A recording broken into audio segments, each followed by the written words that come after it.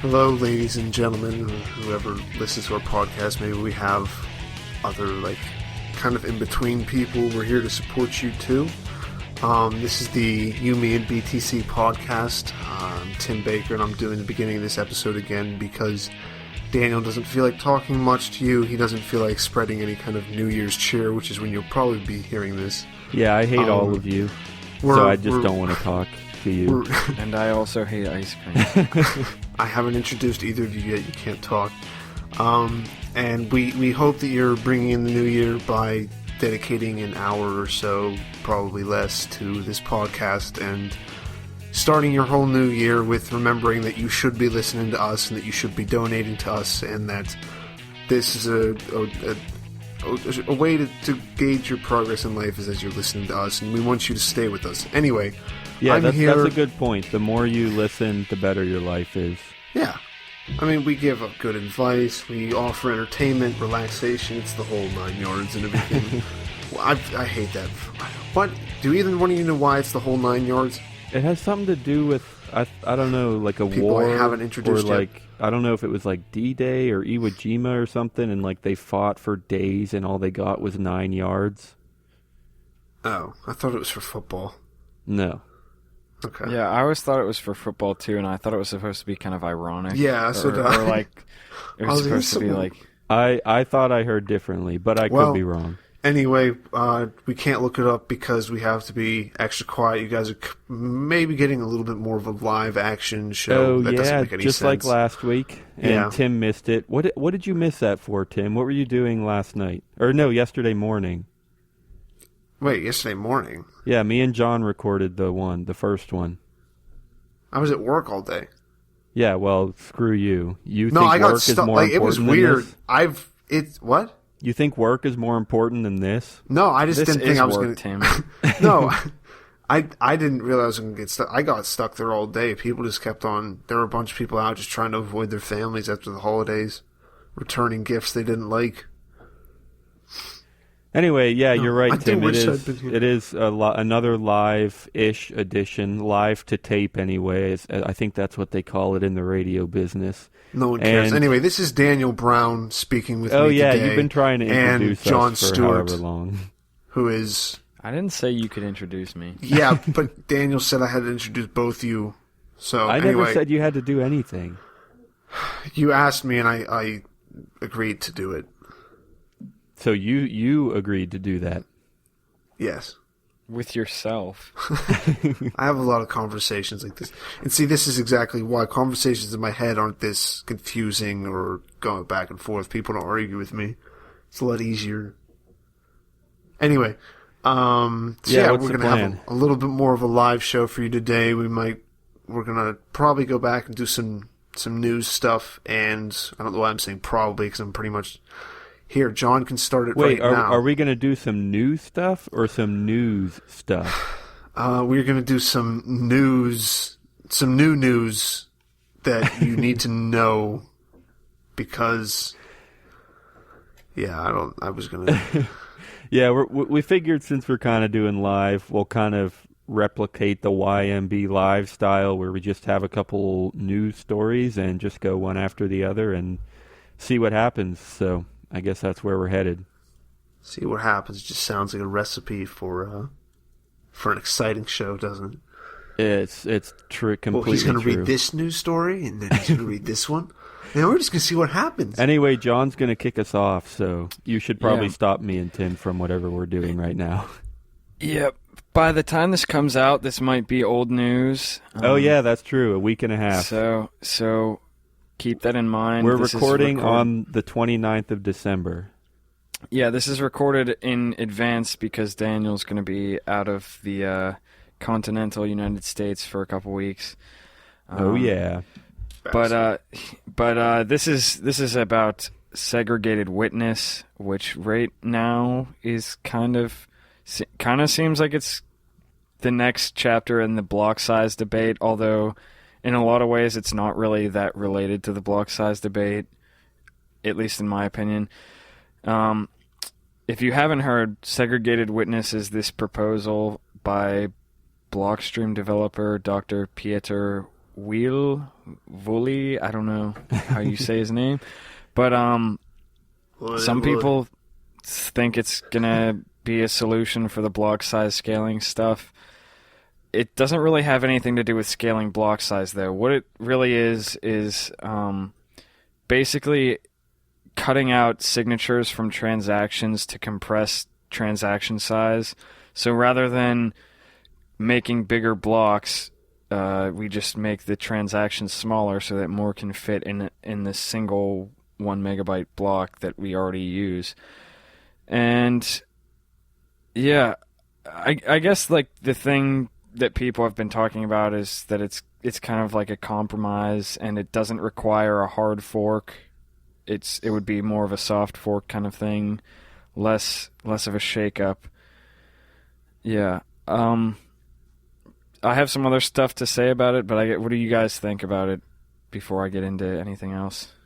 Yeah, I think you covered it pretty well. I mean, it does. This is the first time I'm reading about it, I'll say. So I could be completely wrong on some things. I think that happened to us when we did initially cover the block size debate. We didn't fully understand it, and we probably still don't.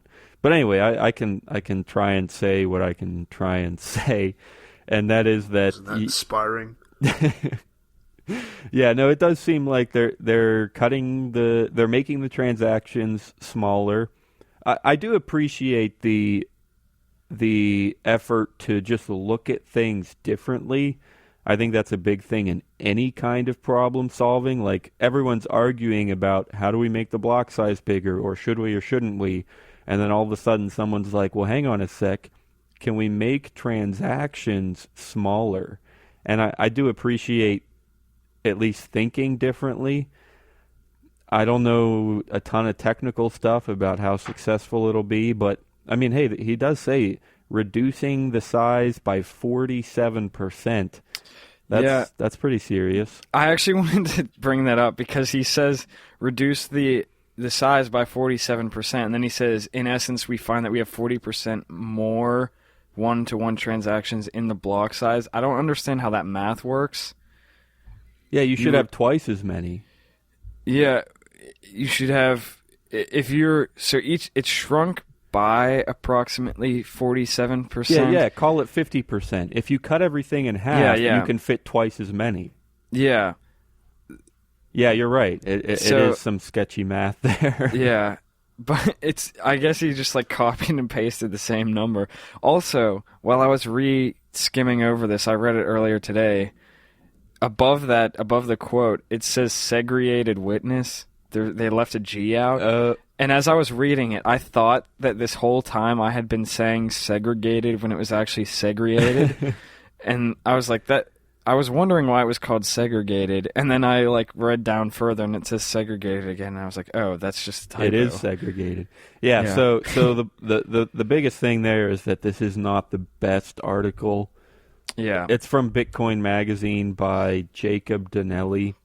I'm not going to be rude, but, work on that, Jacob. Yeah, there was a few things that I thought were a little bit confusing in it, and he needs to work on his math. But at least this article alerted me to the fact that segregated witness exists. Right. Yeah. And I guess another thing that we could talk about is there's a tweet from Andreas, and it's, as we speak, I believe it's still the top post on Reddit on our Bitcoin. His tweet was, segregated witness is necessary but not sufficient. We must also raise the block size limit. Inaction is a radical reshaping of Bitcoin. Yeah, I think that makes a ton of sense, because people were talking about raising the block size limit to like 8 megabytes or something, or 10, a lot of people said 20. Right. So doubling, like we said, if you cut the transactions in half, you can fit twice as many. But that would be equivalent to increasing the limit to 2 megabytes. And a lot of people were saying we need a lot more than that. And so I mean, especially because it's Andreas, it's always hard to disagree with him. But really, it does make sense. Like, okay, segregated witness, it's cool, it's helpful, but it's not enough. We need more. Yeah, and I guess that answers your question about how successful it will be. He at least seems to think that there's no issues with segregated witness, so I'd imagine it's probably pretty safe. Right. I guess it's worth trying to explain what it actually is, and I'll try and do that. Basically, it says they remove the signature from the transaction and store it in a separate data structure. And the signature is 90 out of about 170 bytes. And, I mean, sure, of course, if you're removing data, that's helpful. My question is, what is that separate data structure, and how is it, if you have to store it somewhere anyway, like, how is it more efficient? I'm sure there's a valid answer to that. It just doesn't explain what that is right here. So maybe we'll get to it in a few weeks if this keeps being a thing. But at the moment, I guess all I can say is I'm not really sure how that separate data structure is supposed to work. Yeah, and the other thing is, I think did they bring up something about multi-sig transactions in the article? I did not see anything like that. Oh yeah, it's in the quote box. It's 90 bytes out of 170 for a simple one, but then they say more complicated multi-signature transactions will save even more by using segregated witness. That was Gavin Andreessen. He was quoted in the article. All right, saying, so wait, can you rephrase that? Say it again. Cutting 90 bytes out of 170 bytes is like a one-to-one transaction. But in a multi-sig transaction, the signatures take up even more space. Okay. So this would save even more space if you're doing multi-sig transactions a lot. Yeah, that makes perfect sense. That's what the word is, multiple signatures. So if you have multiple signatures, you can cut out more of that data, and the transaction itself is probably about the same size. Yeah, I think I get that.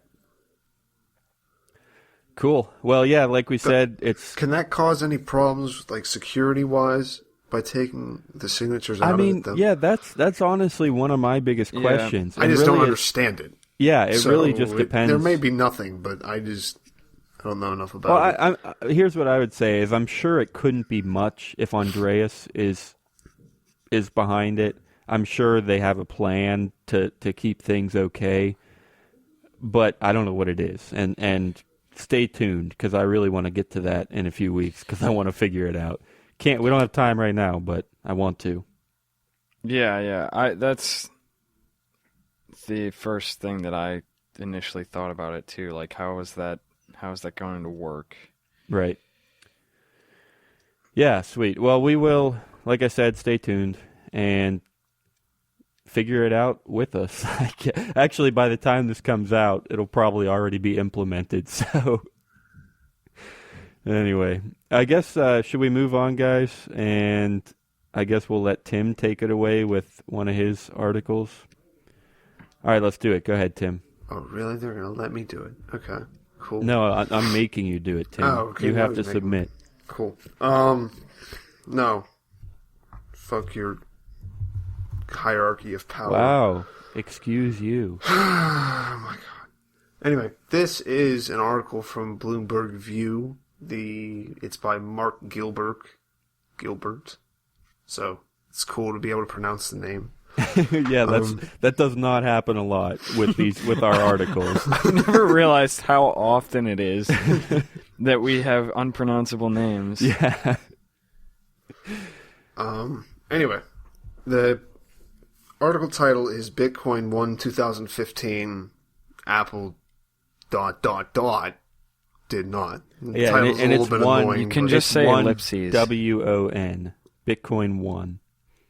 Didn't I say that? Yeah, but the first you're making time, sure they didn't think I said Bitcoin well, yeah, because won 2015. They're like, what do those numbers mean? I don't understand. Yeah, the first time you read it, I heard ONE. I'm like, Bitcoin 1? Okay. That's anyway. No one else would have had that problem, Daniel. Just But you're probably right. So, actually, the article is about more stuff than just Bitcoin and Apple. They mentioned Volkswagen and their whole debacle over how they rigged their emissions systems to only put out a certain amount before they got checked, and about other cars that are coming out. We're not too interested in that, except they do mention that they're finally starting to do hydrogen cars. It's completely off subject, but did we watch something in school about that? Like a long time ago? Okay, hydrogen cars, and you had to have like a big license for it and everything. Yeah, I don't know if we've ever said this on the show, but the three of us did go to high school together ages ago. Well, I wasn't. Yeah, I guess I did. Oh, well. There Wait, it are you is. against that? You can always cut it out. No, that's the problem. I can't. This Yes, is you permanent. can. This is you permanent. You can just bleep. You can just go, and then you'll be like, oh, I don't know what they said. This is going straight to the interwebs, Tim. Straight, we're streaming we can, live. but we're not, because we give it to them raw. Uncut, unrated. This is a show of good faith or something. Yeah. It's a show of transparency and openness between us. These are the only other two people that I know in this world. I want new friends. Anyway, their next section. This whole thing is an elaborate setup by Tim just to try and get more friends. The whole last 2 years. It's not working. That's funny because I think Daniel and I have made more friends out of it than Tim has. The ultimate irony. Anyway, what about Apple, Tim? The section in the article about Apple calls them the 11 of the year because the Apple Watch, which, again, we don't care too much about. They do mention a little bit of Apple Pay, but they're not. They just mention that Apple Pay is not a huge success. I didn't really expect it to be a huge success. I think it might pick up in the next few years, but I wasn't expecting people to pick it up right away. To pick up Apple Pay, sorry. Apple Pay, yeah. No, I don't know. Next few years, I can't really back this, but I just don't feel like it's that interesting. Like I don't really want to get into it, but I can just say that's my gut feeling. Like I don't really see a ton of people getting that attached to it. Okay. But Apple Watch actually, obviously Apple specifically, I'm not too interested in. But smartwatches, I think they're pretty cool. I might try one someday. Thank you for that. Anyway, the article continues to go on to also mention Greece and their whole debt thing that went on over the year and how somehow they've kept on to their EU membership card. Yeah, what even? I don't know. I have no idea. So many deadly stories that came out of there, and then it just it's oh no, it's whatever. They're still there. It probably just doesn't. Isn't that what I predicted about Greece? What? I did they probably just extend it again, like they always do? No, I was just saying. I feel like always with this kind of stuff, people are just so resilient that it happens and then everyone forgets about it and life goes on. Yeah, I can't say I remember specifically, but I'm a prophet, Daniel. Yeah, just humor him, okay? Yeah, I guess that word escapologist, is that escape? Ologist? They escaped crisis or something? And then the first line there is after months of breathtaking brinksmanship. Brinksmanship is like dancing on I believe it's like dancing on a brink. Tightrope. On a brink, yeah. I think that was pretty self-explanatory. That didn't need to be explained. Oh, fuck off! I was like, that was self-explanatory. It didn't need to be explained. Wow. The ultimate irony. Anyway, wait, but hang on, Tim. I don't understand what I don't get the point yet. I see Volkswagen, I see Apple, and I see Greece. what does that have to do with the headline? Bitcoin won, Apple did not. What do you I guess they're saying more like Apple did not, and Greece did not, and Volkswagen did not. I just think they just didn't have a very interesting title because no one was going to be like, oh, I want to hear about how bad Volkswagen was. Oh, no. Yeah, it should have been something like the actually, because you can't pick anything because none of them are. It's not a very good article actually because none of these have anything to do with each other. I think he shouldn't be allowed to write this and get paid for it. Really. They're just listing things that failed in 2015, yeah, and then they're like, "Well, said, Bitcoin's pretty cool." Yeah, the comeback. Bitcoin was the world's worst performing currency in 2015, losing more than 50% of its value against the dollar. This year, the digital currency extolled. But wait, never mind. This is stupid. It gained almost 40%, knocking the Somali shilling into second place. Oh wow. Then Gambian Dalazi into third, and the Burundian franc to a distant fourth spot. Burundi? Not Burundi. Burundi? Where's the Burundi franc from? Is it from Burundia? It's maybe. No, but see, probably from Burundi. My guess is that all those other currencies must just be... Yeah. Oh, no, there's nothing that can make Somalia get worse. Something probably good happened, like they got a hospital, so now the money's going up. That was harsh, but probably true. Tim has such a feud with Africa on this show. True. Holy crap. This goes way back to the beginning. Was that the very first episode? No, there's no way it was that early. It was like 20. That was when I was more comfortable. I mean, it could have been like 12 or 15, but yeah, it was not the first one. If anybody doesn't know, he said something. You don't have to. You have to make them go back and listen to it. Yeah, go find it. Go find it. Anyway, I don't know. So, what do you think? Has Bitcoin been successful in 2015? Has it been better than all this other stuff? I mean, crypto, sure. I mean, obviously, like a lot of things have failed in crypto too. But at least there's been a crap ton of interest in stuff. Yeah, I think there's been more positive interest this year. Whether that's like legitimate interest or it's just banks going, okay, how can we make the blockchain pretty much unusable except for it looks like we're more transparent. Yeah, that's actually a pretty decent transition into the article I had, which was about kind of the last however many years in Bitcoin. And then some anticipation for 2016, because they do talk about how, it used to be gambling, it used to be a bubble, it used to be a frenzy, and now things are kind of stabilizing. Like you said, Tim, it's more positive interest. But no, yeah, but we'll get to that in a second. Any other thoughts, John, about did Bitcoin really win 2015? Yeah, I mean, it did well if all you're looking at is the price, but it doesn't seem like a ton has changed to me. Wait, what was... how far... Okay, so it had... the bubble had completely popped by the beginning of 2015. I wasn't sure if it was still falling at the beginning of 2015, but it turns out it did rise in the end, I guess. Because they say it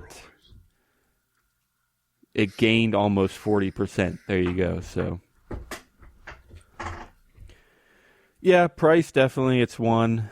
In terms of technology, I mean, compared to the previous year, I guess 2014, it seems like it was a lot slower. I mean, there was so many, like obviously there was like the block size debate, but nothing really ever happened. I mean, there was stuff like the 21, but none of that has just blown us out of the water. It was just interesting stuff that may or may not make a difference in the future. Where I feel like, I could be wrong, but I feel like in 2014, it was just like every day someone's like, oh, we have this new thing, this new wallet, this new website. And yeah, there's a ton of the same stuff still coming out, but I guess it's just less interesting now because it's always been there. Am I making any sense? Like, it seems like we already hit the biggest landmarks and steps, And honestly, like this is a weird thing to say, but it's kind of like 2015. It's been a little slow. I don't know. Would you guys agree? There haven't been like huge stories. Everything that's come out as a big story has been something we've known about for a few years. Because the cases are all done. They're getting sentenced now. So like those have been the news stories, but those have been around for a while, so it isn't as exciting. And then, I mean, there's always scams and stuff like that, but nothing... Well, I can't remember now.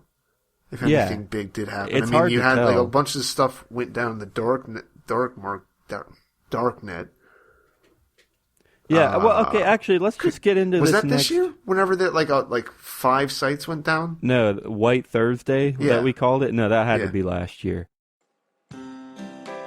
Are you tired of Bitcoin dice and ready for something different? Try LuckyBit, the original falling coin game, at luckybit. It's the most exciting Bitcoin game on the web. You can bet on 5 different payout lines and win up to 999 times your bet. You can even use their faucet to get some free Bitcoin. Dice is boring. Play different at LuckyBit. Check it out at luckybit. But no, let's just get into this next article then, because then we can talk about what really has happened in each of these years. So this is from CoinDesk, and it says 2016 could be Bitcoin's best year yet. And obviously that's speculation. We have a love-hate relationship with speculation because we do it all the time, but it's always kind of a joke because it's impossible. Anyway, this is a pretty well-organized article, I thought. They go year by year for the first, 5-6 years. And then for 2016, they have several points about what may or may not happen. So I guess we'll just go through a little bit by a little bit. 2009 and 2010 is listed as conceptualization. And there's not a ton to say. They were getting started and thinking about things and trying to figure out how it should work. And there was hardly even a price for the tokens. 2011 says the first bubble and experimentation. And they list the first bubble as a rally from $1 to $30, which is pretty crazy if you think about it. That was still before we really got into it, right, Tim? And John. You weren't too far after. Yeah, I think when I got it, it was about 70. Yeah. I mean, we got it around 30, Tim, but it was the second. 20. It was the second time it climbed to 30, not that first bubble, right? Yeah. 2012 says gambling and leverage.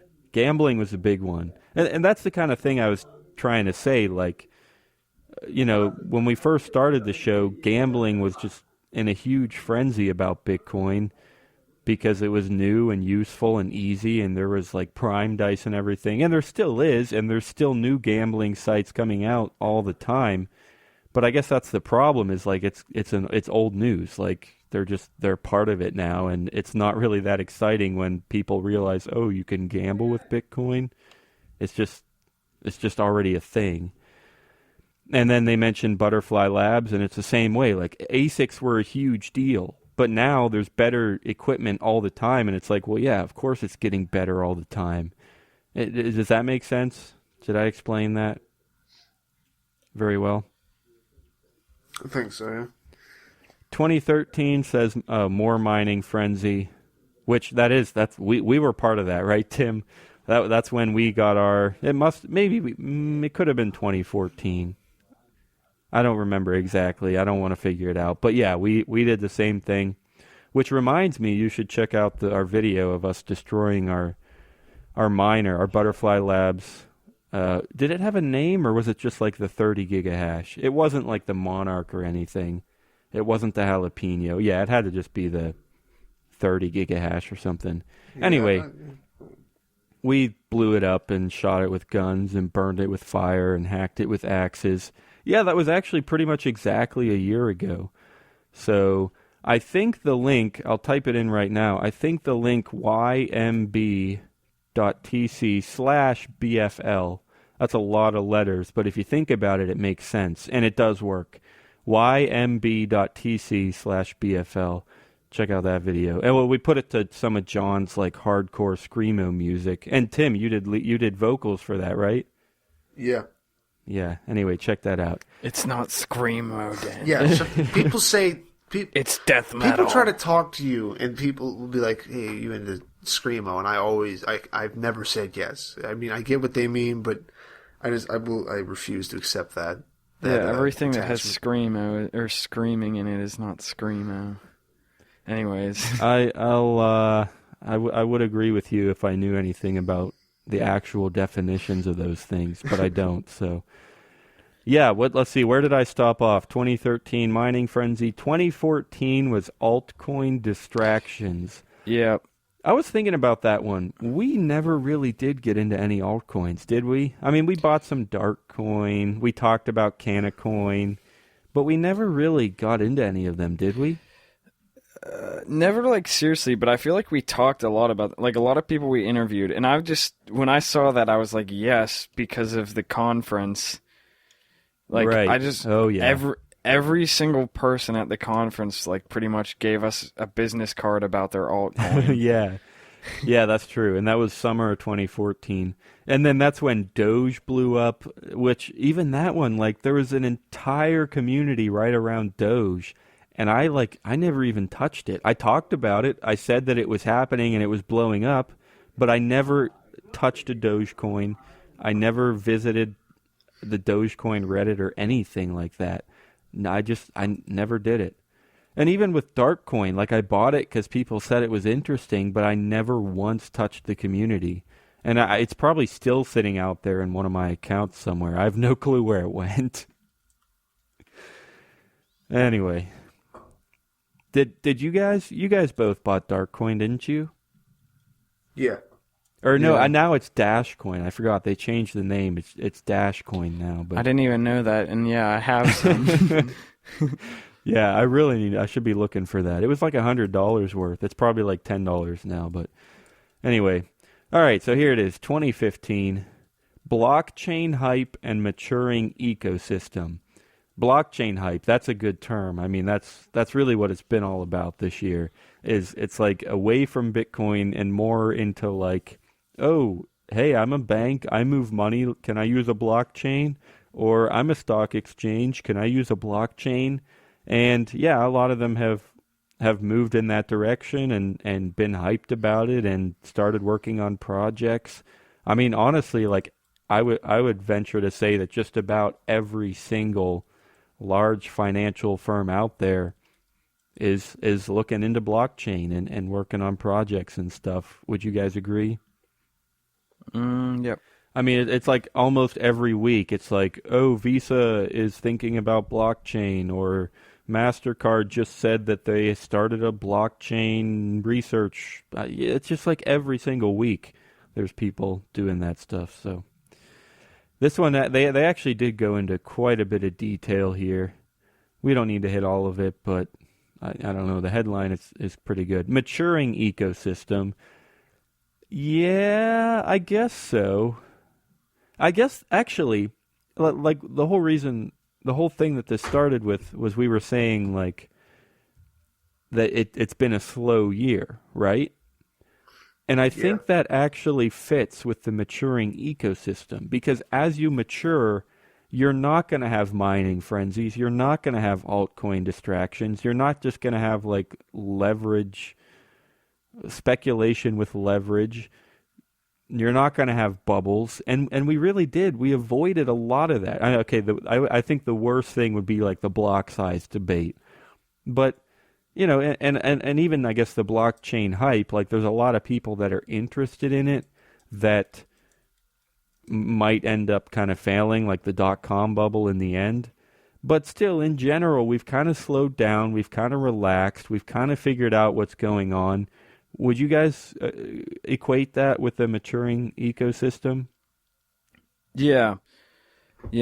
And I think like you said, this stuff about like the altcoin distractions and stuff like that. Like I was especially thinking about that, how nobody really talks about altcoins that much anymore because it's kind of, I don't know. And like the stuff that we were talking about earlier with the block size debate and stuff like that, I feel like those kinds of debates are way more like serious and they're more in depth.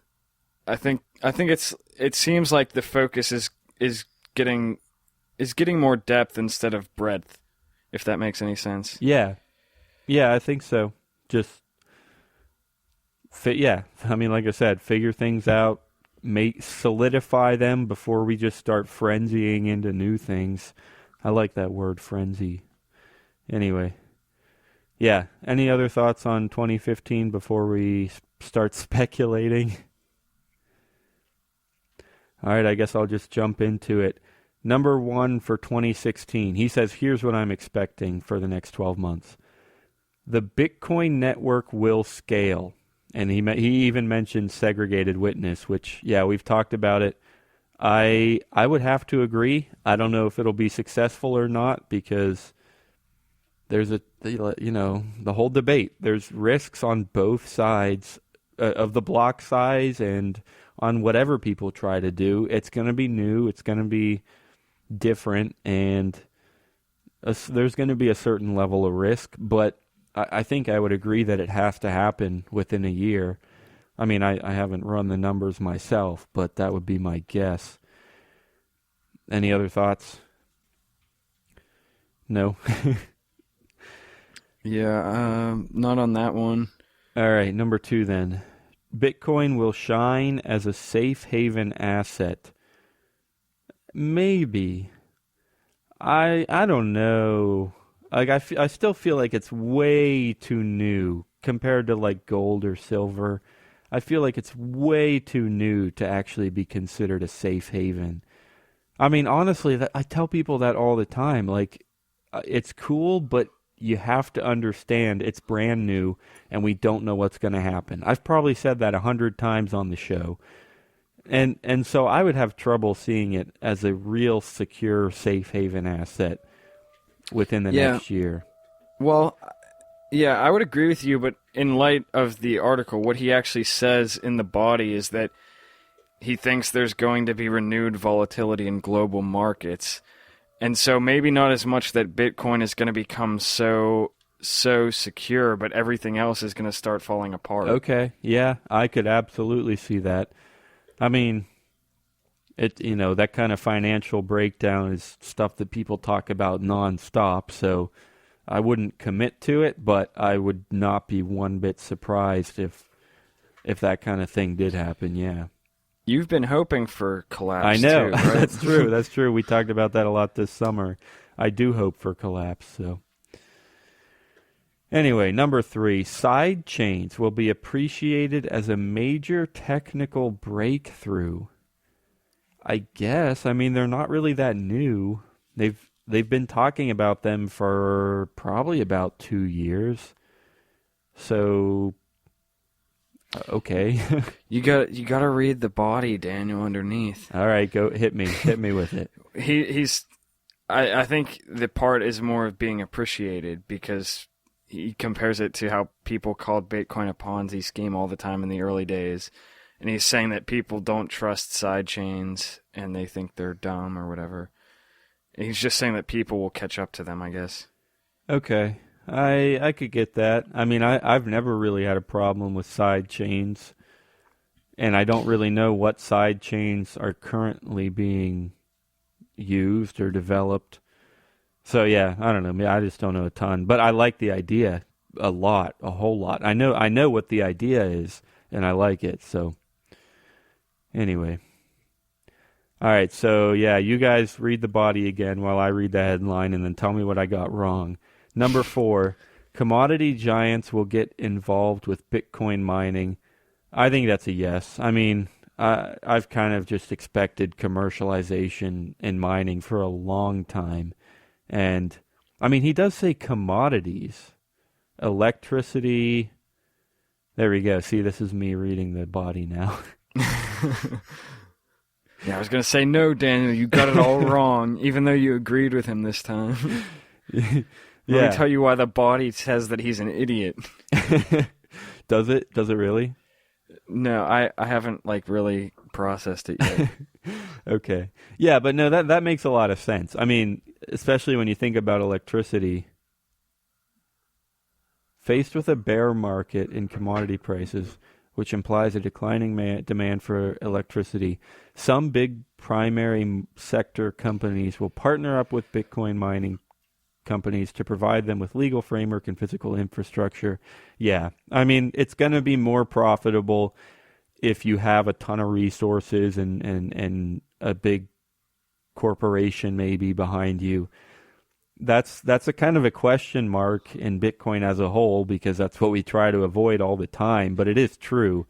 It's going to be more convenient and more profitable that way. So we'll have to see and think about things and try to avoid that, I guess. Anything to add? I'm good on that. All right, let's see. There's 7 total here, so we're going to wrap up pretty soon. Number 5. The Bitcoin remittance network will further strengthen. I guess. I mean, that's another thing that they've been talking about and working on for a while. And sure, is it going to further strengthen? I guess, but it doesn't seem crazy to me. It just seems like something that's happening. Yeah. I think that's just going to be kind of a natural progression thing. Yeah, I've actually heard, I think we might have touched on an article in YMB Live, or maybe I just read it on my own, but somebody was saying that Bitcoin remittances had been a failure and weren't really that helpful, but I don't think I'd agree. I think anytime you cross borders, Bitcoin is by far the way to go, so... Yeah. Okay, number 6. Oh, this is a fun one. This will be interesting. The block reward halving, Halving, will have a positive, will HAVE, will have a positive effect on the Bitcoin price. That is an interesting one. And of course, there's going to be tons of speculation around this.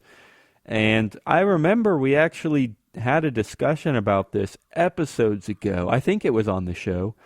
So go look for it. Listen to every single one and find it, because it's out there somewhere. But yeah, we had a discussion about exactly this, about halving. I don't know if it was this halving and we were talking way in the future, or maybe we were talking about the last halving.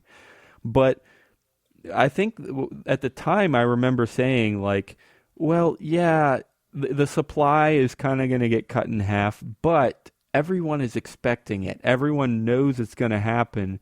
And so it's not just going to double the price overnight. It's going to be a gradual, like, people are going to know and make adjustments way in advance. And so really it shouldn't be that crazy of an event. Maybe July. It's going to happen in July, right in the middle of the year. So maybe you could say that long term, between now and the end of the year, it could have a positive effect. And I guess that's what he's saying. He's not saying it'll happen overnight. So I could see it maybe long term from the beginning to the end of the year, but I don't think it'll be this crazy, holy crap moment where the price doubles.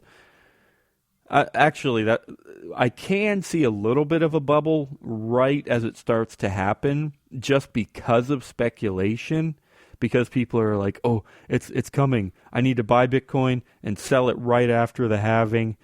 So I could see a bubble, but I could not see an actual doubling or serious increase right away. Would you guys agree? Yeah. Yeah, I mean, it's... The last time anything like this happened, it was obviously Bitcoin was smaller, so things could change. It's not really something that we can predict completely, so yeah, I don't know. Yeah, well, it is true. Trying to predict the price alone is hard enough, but predicting it during a halving, who knows? Anyway, I guess number 7 it is then. Investors will be surprised. Every year I've been involved in Bitcoin, I've been shocked and amazed. Developers come up with new hacks and solutions on a daily basis. Competition is fierce and global. Yeah, I guess I would stick to that. Yeah, I mean, it's Bitcoin. It's been characterized by shockingness and amazingness and innovation and development and hacking. It's been characterized by all this since day one. So yeah, I'll agree with him there. It's going to be surprising, and let's see what happens. Let's have some fun and hope it goes well. Yeah. He does say, I attach a 75% probability to the predictions above. How do you pick a number like that? Yeah. Like, no matter what number you pick, if it's wrong, you're just going to be like, well, see, I said I could have been wrong. I said 99%, but hey, 1% could have been wrong, so I was actually right. Yeah. Yeah. Well, he said it's because he expects to be surprised, and that's why he says only 75%. Okay. Yeah, expect to be surprised. Are you really surprised then? Yeah. I mean, if the 25% happens, I guess if that happens, though, you're less surprised for the 1% of after a 99% prediction. Oh, gosh. Yeah. Anyway, I guess we're about ready to call it. Any advice, guys? I mean, I would say, I guess I would say, don't predict the future unless you're at least 90% sure of it. Yeah, or you're a prophet like I am. Well, yeah, I'm 100% sure that John is 75% sure of his predictions of the future. Yeah. All right, Tim. No awkward pauses here. We're live to tape. Tell us your super enlightening advice of the day. See, this now you guys realize that Tim really is the worst one on the show. Literally, we say no awkward pauses, and the first thing he does is this entire episode has been a bunch of weird shit.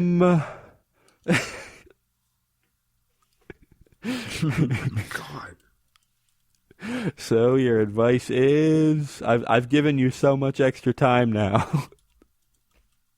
All right, now he's just trying to make awkward pauses. No, at this point I just don't know what to say for I don't have any you could fuck Volkswagen. Oh, there we go. Fuck Volkswagen. That's not. I'm okay with that. That's not actual advice, though. I Tim, feel like it's from Germany. Hitler rode in a Volkswagen. I don't know if that's actually true, but it sounds terrible. Didn't IBM build this shit for them to be able to calculate and make everything work for transporting the Jews around? I don't know, Tim. I'm pretty sure IBM. I think you might have sent that to me or something like that. I think I saw something that was like a picture, meme, photographic, whatever they call them thing, like comparing Donald Trump to Hitler, and it was like you were saying with the Volkswagen, it was stuff like Hitler's mom had the same color hair as Donald Trump's mom and stuff like that. Wow. And yeah, it was a bunch of really dumb stuff like that. That's my advice, is to not be compared to Hitler or to be compared to Donald Trump, because I mean, either one's pretty bad. Yeah, there's a phrase, a logical fallacy called reductio ad Hitlerum, which is what is that? Is reductio like reduction, like if you're reduced to Hitler and you assume that it must be bad? I don't know. Well, I think it has to do with simplifying arguments. Okay. Well, Tim, overly simple arguments. We've given you like 2.5 minutes now. I'm going to give you 2.5 seconds, and then you're done. So no, you come up with something useful, Daniel. I already did. What did I say? No, you didn't. What did I say? I forget. I have no idea because it wasn't even useful. All right, so be useful when giving advice. They And are don't be rapists, Tim. they are- There we go. That's Tim's advice, is don't ever be Tim, because it's just not okay. Now, that's my advice, too. I don't want anyone else out there to be like Tim. Don't ask Tim for advice because he doesn't have any. Yeah. I like that one, too. All And right. he has long, awkward pauses when you ask So him. since this is Like, uncut where and did you- unrated, like we did last week, I'm gonna run the credits right now. I'm gonna say thanks a ton. Seriously, thank Thanks you a so much ton. for being here. Episode 106, I guess.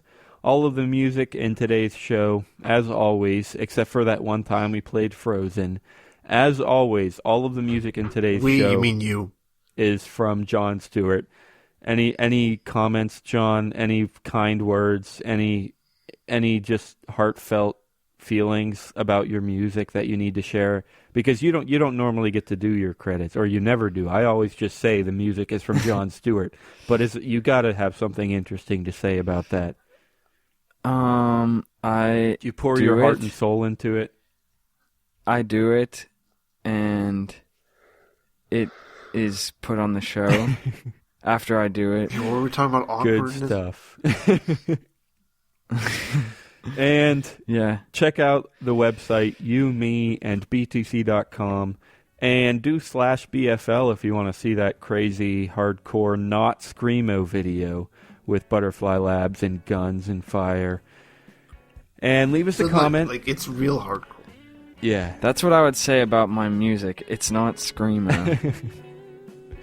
Leave us a comment anywhere on the website. Oh, there's a new chat box on there. You should check that out. I'm still tweaking it, but it does work to some extent, so check it out. Say hello. I might be there and say hi back, or I might not. And come back next Thursday for another wild and wonderful You, Me, and BTC podcast. What is this, West Virginia? I guess. Is that their slogan? Yeah. All right. Wild well, and wonderful. now I might have to cut something. I can't be associated with West Virginia. It's All right. terrible. See you guys. Thanks. Bye. See ya. Bye.